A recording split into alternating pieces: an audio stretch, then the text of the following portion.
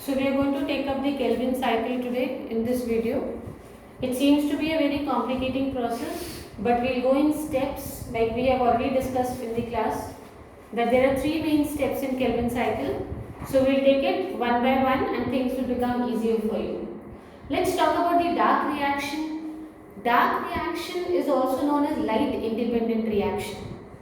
When we say light independent reaction, it does not mean that, and also this name dark reaction is quite confusing. It seems as if when you look at this word dark reaction, it seems as if this reaction will take place only in the dark. But this does not happen. So the right word to describe a dark reaction is it is a light independent reaction. That means it does not depend upon light. It can take place in the presence of light and it can also take place in the absence of light. So the best way to remember dark reaction is that it is a light independent reaction. That means it does not depend on the presence or absence of light.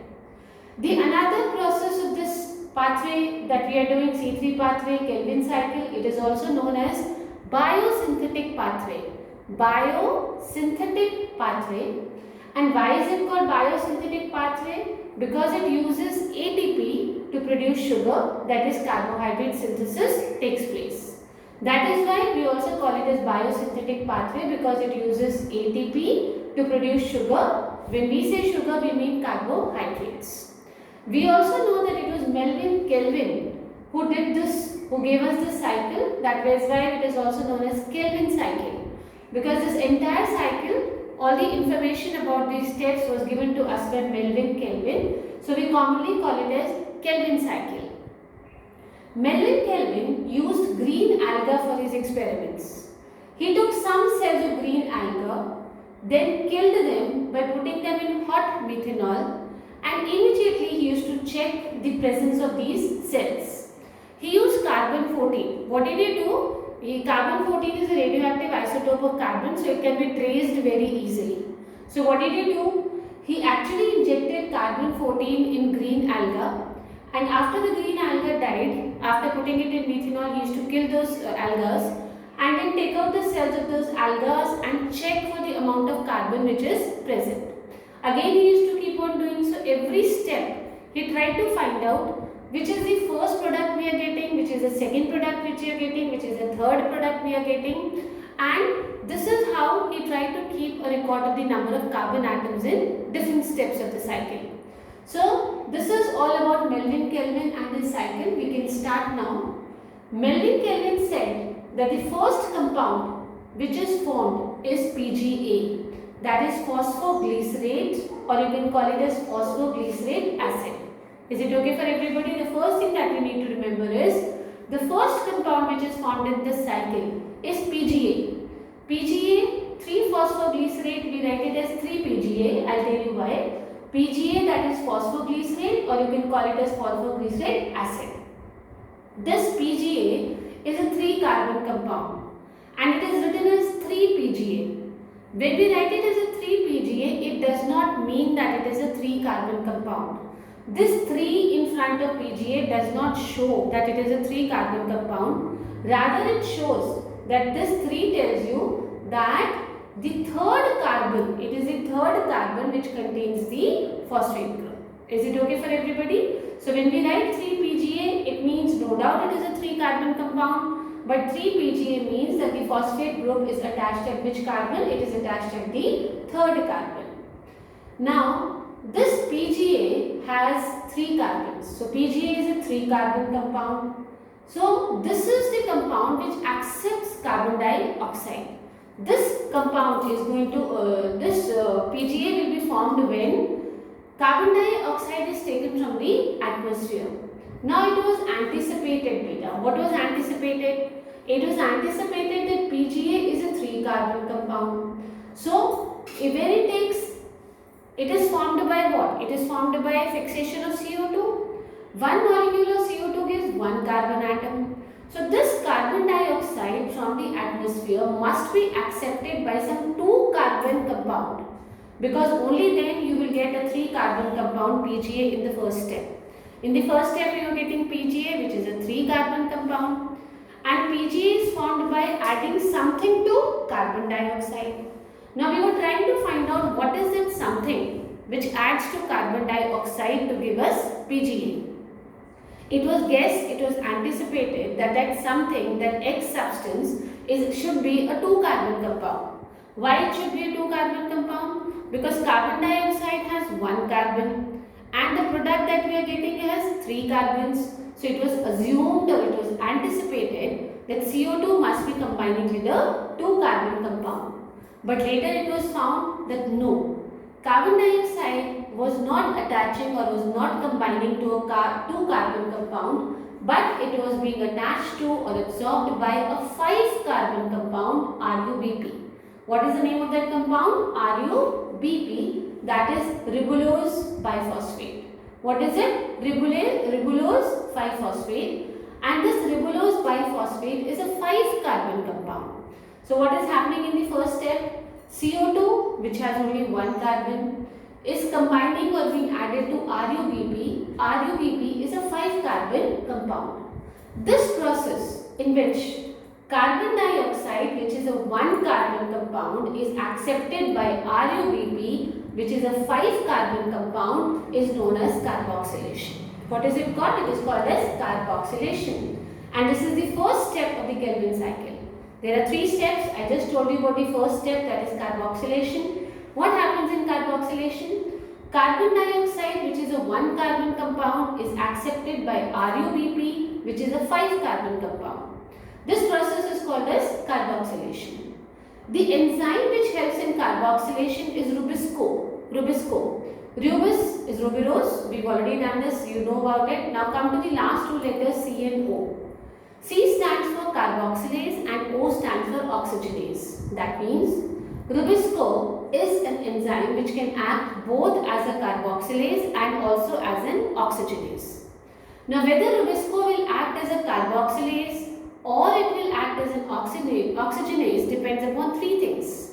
Number 1, the temperature. Number 2, concentration of oxygen. And number 3 is the concentration of carbon dioxide. So Rubisco enzyme can act as a carboxylase. When we say it's acting like a carboxylase, means it's helping in the addition of carbon dioxide. And when I say Rubisco is acting like an oxygenase, then it means that it is helping in the addition of oxygen. So in this process, Rubisco is acting like a carboxylase. How is it helping? Because it is helping in the addition of what? In the addition of carbon dioxide. Addition of carbon dioxide with RuBP. So this enzyme Rubisco here is acting like a carboxylase. So carboxylation is what? Carbon dioxide being accepted by RuBP.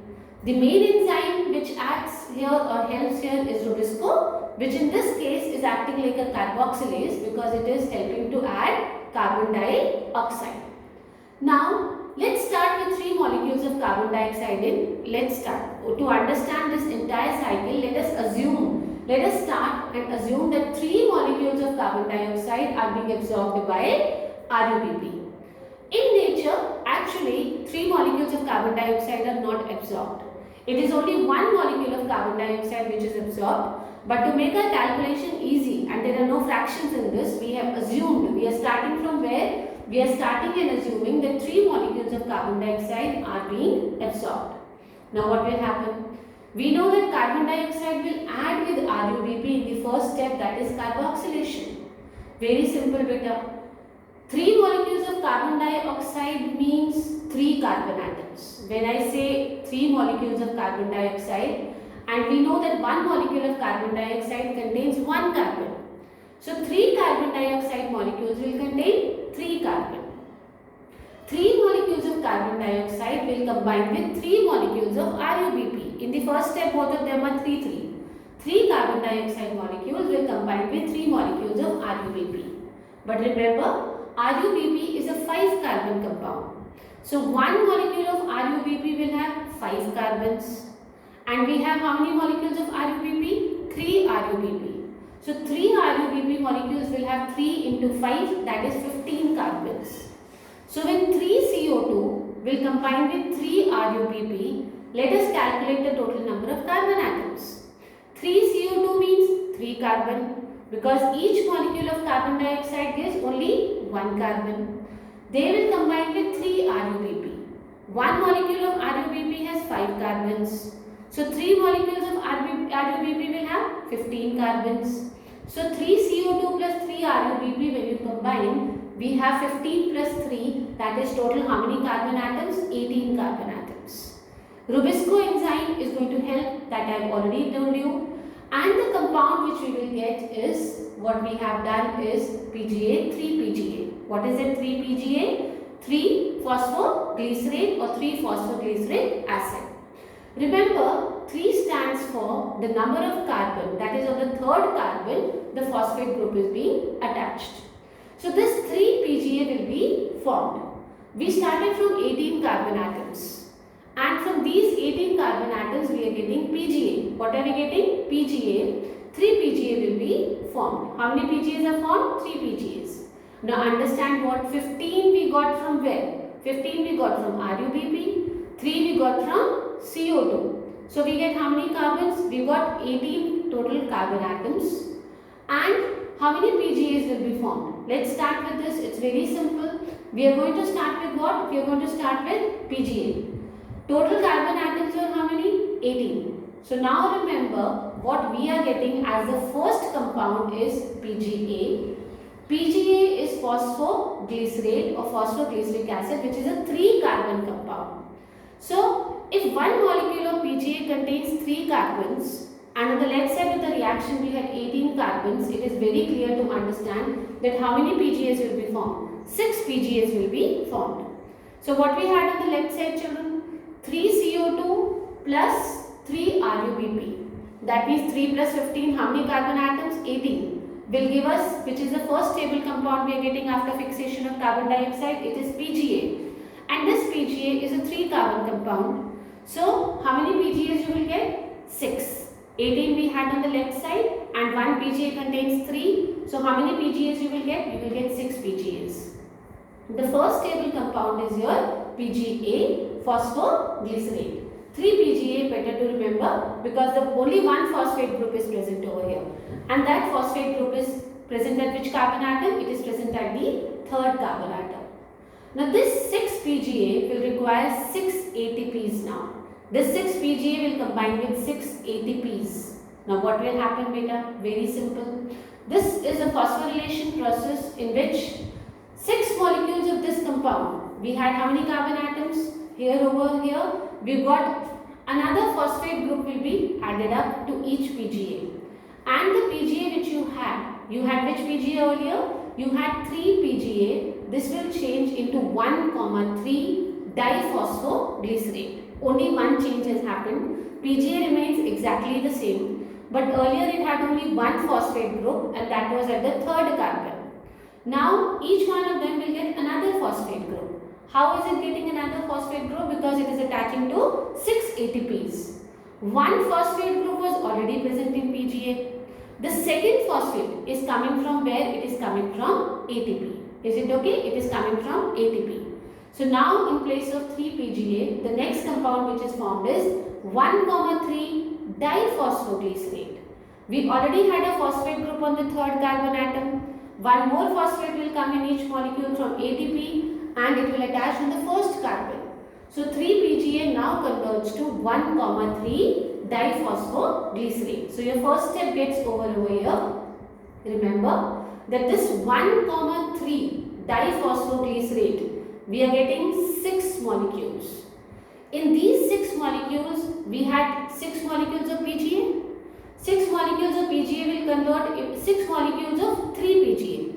6 molecules of 3 PGA add with another 6P and they will give you 6 molecules of 1,3 diphosphoglycerate. So this 6 molecules of diphosphoglycerate have, if you see, each of them has 2 phosphates because it is diphospho. So each molecule will have how many phosphates? 2 phosphates. Is it okay for everybody? And there were how many molecules, beta? There were 6 molecules. How many molecules were there? 6 molecules are there. Now, that means the total number of phosphates becomes how many? The total number of phosphates becomes 12. Keep in mind, we are winding up with the first step here. The first step, carboxylation, is over here. The last compound that we are getting is 1,3 diphosphoglycerate. It is the same. Just remember that we are getting 6 molecules of this. 6 molecules. We know that diphosphoglycerate means in one molecule 2 phosphates are there. So in 6 molecules, how many phosphates will be there? 12 phosphates will be there. So we are finishing the first step over here. Now the second step will start, which is called as reduction. Reduction will take place of the last product that we had in the first step. In the first step, the last product was 1,3 diphosphoglycerate. This will undergo reduction. Before I start reduction, keep in mind that this product 1,3 diphosphoglycerate has 12 phosphates. Is it okay? Because each molecule is diphosphate, it had 2 phosphates and there are 6 molecules, so 12 phosphates. Now reduction of this compound will take place and the reducing agent is NADPH2. Which will be act as a reducing agent? Your reducing agent will be NADPH2. This NADPH2 will reduce your 1,3 diphosphoglycerate into a new compound. And what is that new compound? It is a aldehyde. Till now what you had is an acid. Your diphosphoglycerate till here, 1,3 diphosphoglycerate, till here you had an acid. Now this NADPH2 is the reducing agent. What will this reducing agent do? It will reduce this acid to aldehyde. Which was the acid? 1,3 diphosphoglycerate. And which will be the aldehyde which is formed? It is PGAL. PGAL, phosphoglyceraldehyde. What is formed is phosphoglyceraldehyde. Very simple to remember. What is happening in the second step is reduction. We need a reducing agent. Which is the reducing agent? NADPH2. Actually, if you see this NADPH2 is coming from the first step, that is a light reaction. So this NADPH2 will act like a reducing agent. It will convert this acid 1,3 diphosphoglycerate into an aldehyde. And what is the name of that aldehyde? It is PGAL. Why do we call it as a reducing agent? What is it reducing actually? Understand this better. In 1,3 diphosphoglycerate, I told you we had 12 phosphates. How many phosphates were there? 12 phosphates were there. Now this NADPH2 will reduce the 6 phosphates. It will reduce the 6 phosphates. So 6 phosphates are lost and how many phosphates are left now? Only 6 phosphates are left now. How? NADPH2 will break down itself and it will help in reducing this. Out of 12 phosphates, remember, 6 phosphates will be lost and only 6 phosphates will be left. So your 1,3 diphosphoglycerate is reduced. It earlier had 12 phosphates. Now it has only how many? 6 phosphate groups are left. And after these 6 phosphate groups are left, 1,3 diphosphoglycerate is now converted into PGAL, which is an aldehyde. So your acid has changed into an aldehyde, reduction has taken place. What is PGAL? It's an aldehyde. The name is phosphoglyceraldehyde. Remember about this phosphoglyceraldehyde? This also has 3 carbon. Carbon is not changing. The carbon number is same. PGAL was a 3 carbon, PGA was a 3 carbon compound.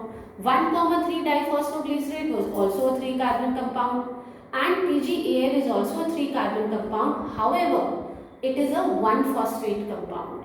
Earlier we had 1,3 diphosphoglycerate, it had 2 phosphates. But PGAL will have only 1 phosphate. Now let us check the number of carbon atoms. We will get 6 molecules of PGAL. 6 molecules, we started right from the beginning, we were getting 6 if you remember. 6 PGAL, then 6 1,3 diphosphoglycerate and now 6 PGAL. In 6 PGAL, I told you PGAL is also a 3 carbon compound and we are getting 6 molecules of PGAL. That means the number of total carbon atoms is how much? It is 18. 18 carbon are there, but also remember that phosphoglyceraldehyde is a 1 phosphate compound. So we will have 6 phosphates and 18 carbons. Before we go to the next step, remember that PGAL is actually what? 1 phosphate and 3 carbon compound. So total we are carrying forward 18 carbons and how many phosphates? 6 phosphates. Because each contains only 1 phosphate, it is already reduced from diphosphate to monophosphate now. Now out of these 6 molecules of PGAL, we need to remember one thing very clearly, that PgAl is a 3 carbon compound. So the total number of 18 carbon atoms are still there. Out of the 6 molecules of PgAl, this will break down. 1 will get separated. 1 PgAl will get separated and 5 PgAl will remain together. So this 1 PgAl which will get separated will further go and help in synthesis of glucose. So 1 PgAl is separated. Understand beta. If 1 PgAl is separated, what did that 1 molecule of PgAl have? It was a 3 carbon compound, so it must be having 3 carbons. It was a monophosphate compound, so it must be having 1 phosphate. So what is lost now? 3 carbons are lost out of the total 18 carbons that we had, because 1 PgAl has separated. So 3 carbons are lost, and what is lost is 1 phosphate. Because 1 PgAl has 3 carbons and 1 phosphate. So if 1 PgAl is separated, what is left with you? What is separated is 3 carbons are separated and 1 phosphate is separated. So out of the 6 PgAl, 1 PgAl is separated, which will go and help in glucose synthesis. And what we are left with now is 5 PgAl. How many molecules of PgAl? 5 PgAl molecules. Again, to remind you, PgAl is a 3 carbon compound. So we have got how many PgAls now? 5 PgAls. So 5 into 3, how many carbon atoms now? 15 carbon atoms. And PgAl is 1 phosphate compound, so it will have 5 phosphates now. So 1 PgAl, after it has gone, we are left with 5 PgAl. Each PgAl is a 3 carbon compound. We are left with only 5 PgAl because 1 is separated. So total number of carbon atoms is 3 into 5, that is 15, and total number of phosphates is only 1. Now, out of this compound that we had, we have got how many? 15 carbons, and we've got 5 phosphates, okay? Because each PgAl has only 1 phosphate. Out of these 5 phosphates now, 2 inorganic phosphates are released. They are also lost out of the 5. See, earlier we had 6. 1 PgAl lost, we got 5. Out of these 5, 2 more are released. 2 inorganic phosphates are released. And what is left with us is only 3 phosphates now. So we are left with 3 phosphates and 15 carbon atoms. At the last of the cycle, what we are left is 15 carbon atoms and 3 phosphates. 15 carbon atoms and 3 phosphates, what you get is rubulose 5-phosphate. What is the compound that you will get? Rubulose 5-phosphate. This rubulose 5-phosphate is a 5 carbon compound. So we had 15 carbons, and ribulose biphosphate is a 5 carbon compound. So how many molecules you will get, beta? You will get 3 molecules of rubulose 5-phosphate. It is a monophosphate compound because we had only 3 phosphates, but we had 15 carbons. So rubulose 5-phosphate actually is a 5 carbon compound. So what we get is 3 molecules of rubulose 5-phosphate. Rubulose 5-phosphate is a monophosphate compound. It has only 1 phosphate. This will add on to 3 more molecules of ATP because there are 3 molecules of ribulose biphosphate. Remember that ribulose biphosphate is a monophosphate compound. Now it will add to combine and react with ATPs. When ATP will break to ADP and P, those 3 P will come and add to ribulose 5-phosphate. Finally, what you get is ribulose biphosphate. Those 5 phosphates have added up now. 3, then what is left with you now is ribulose biphosphate.